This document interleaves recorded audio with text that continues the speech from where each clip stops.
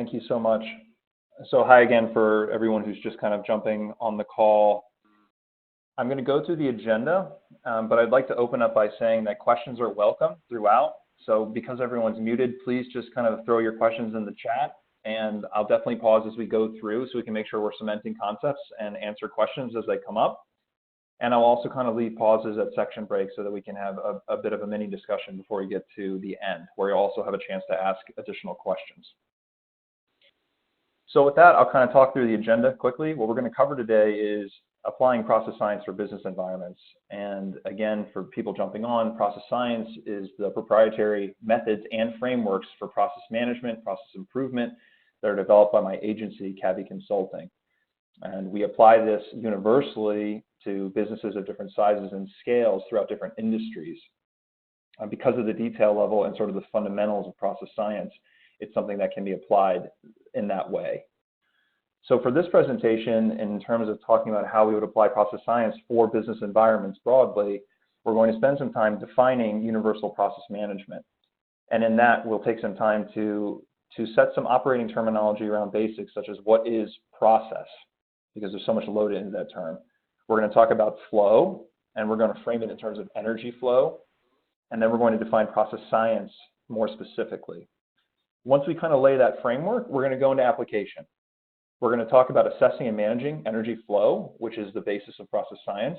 And you're going to see how that kind of plays out in a new project management framework and the methods, but also just the framework in which we assess process maturity in organizations more broadly.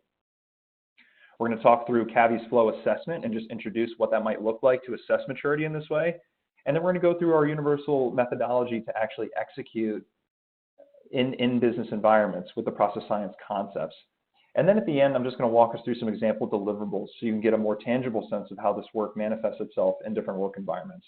And then again, we'll summarize and have time for more questions. So in hopping in, let's start with defining universal process management. And again, that always starts with the definition of process.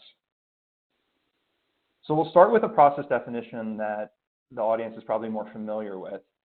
And this is something that you could pull from Google, and you can pull from a number of places. You've probably seen this in your other contexts. But it's something that describes the physical steps needed to transform inputs, which could be anything, ideas, raw materials, information, into outputs, goods or services.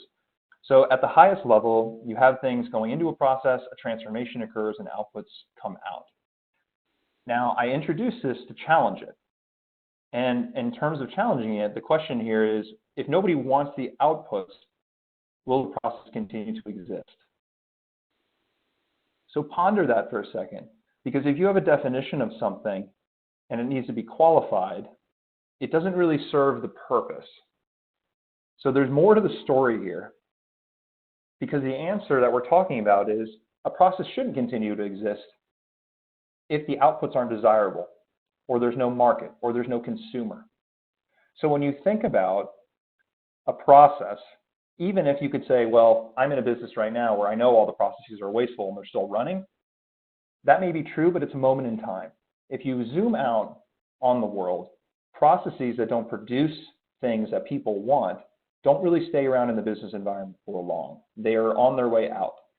So if you think about defining process, you can't define it without qualification, because generally, if half the processes out there are not producing any value, and we'll talk about this in this slide, they're not going to exist long. So it actually doesn't define process at all. So in the process science definition of process, a process describes the physical steps needed to transform incoming energy into value. So there's two things that this definition helps tighten up in this regard. Inputs is really focusing on the material side of things, but inputs should be broadened into any source of energy that spurs motion.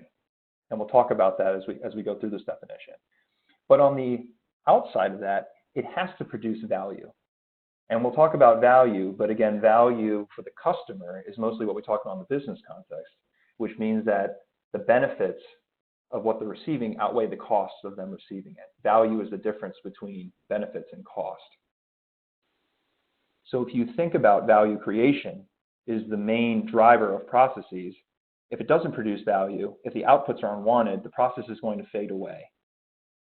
So it creates an interesting foundation for us to think about process, because you can assume that if any process is lasting in a business environment, it has to be producing some value by this definition. Otherwise, the process would disappear and it wouldn't exist. So you can't just tie the definition of process to inputs turning into outputs, because if the outputs are not qualified, the process won't be there for you to observe. So this is getting us more into the process science realm of thinking, which is to say that a process has to fall under certain categories of behavior. And it also implies that fundamentally processes have to have certain things in common in terms of transforming energy in a particular way for them to exist in a business environment. So let's talk about some examples of process to root us more into what we're talking about here instead of just an abstract. Common processes I've listed here: preparing breakfast, placing an order, cleaning a room, putting gas in a car.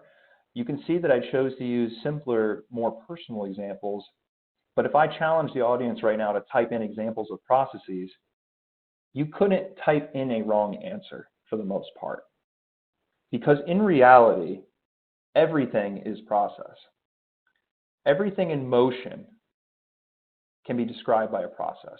Because if something is moving, there was energy that was put into a system that started that motion. That energy eventually is going to transform or dissipate, and that will end the process, because then the movement will stop. So if you think about, and when I call enabled processes, enabled meaning that energy is put into a process, they can be large, such as a single project process taking 6 months to a year to 2 years to 5 years, or it can be a simple process that's over before you even know it started, like the trillions of chemical processes that are happening in your body on a daily basis. It really describes everything. And this is something that you really need to absorb, because a lot of people, I go and when we do consulting work, they say, we don't have a process. A lot of people associate the definition of process with it has to be documented. Something that is a series or a sequence that is known, it's documented, it's standard. That's what people sometimes they refer to sort of casually when they say, oh, we have a process or we don't have a process. It's good to know that there is always process. Process could describe everything that you do and everything that you touch. And when you kind of broaden your definition to that level, process science or process improvement methodologies can be applied the same way to everything. They can be applied to making your breakfast. It can be applied to placing an order or putting gas in your car. It can be applied to massive enterprise projects. It can be applied to operating processes to actually reduce costs and do more traditional process improvement. The point is you have to start having a value-centric thinking of what energy or resources am I putting into an activity, and what is the value that's meant to be derived from it. You don't prepare breakfast just because it's part of your daily routine. Every time you engage. Hi there, I hope you enjoyed that last clip. My name is Michael Maludis, and if you'd like to watch the full 60 minutes of that last webcast, while also gaining complete unlimited access to our entire library of IT learning, simply visit our subscribe page at greatpro.org/subscribe. Unlimited annual access is $199 per year, but if you use the coupon code LEARN to earn, you can drop that membership fee to just $149. That's less than $13 per month for unlimited access to over 1,000 hours of on-demand career development, covering the entire spectrum of IT management best practices, including business analysis and requirements, software development, quality and testing, risk management, process improvement, project management, and even digital transformation. But your membership doesn't just give you unlimited access to our vast learning library.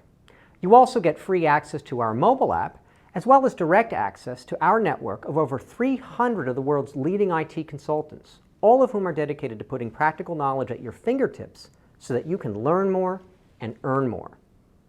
I hope you will join me in becoming a member of the Great IT Professional and advancing your career with us. And if you're on YouTube, don't forget to hit that subscribe button above so that you get notified whenever we publish new free webcasts each week of the year. Thank you for your time and best wishes for your continued success.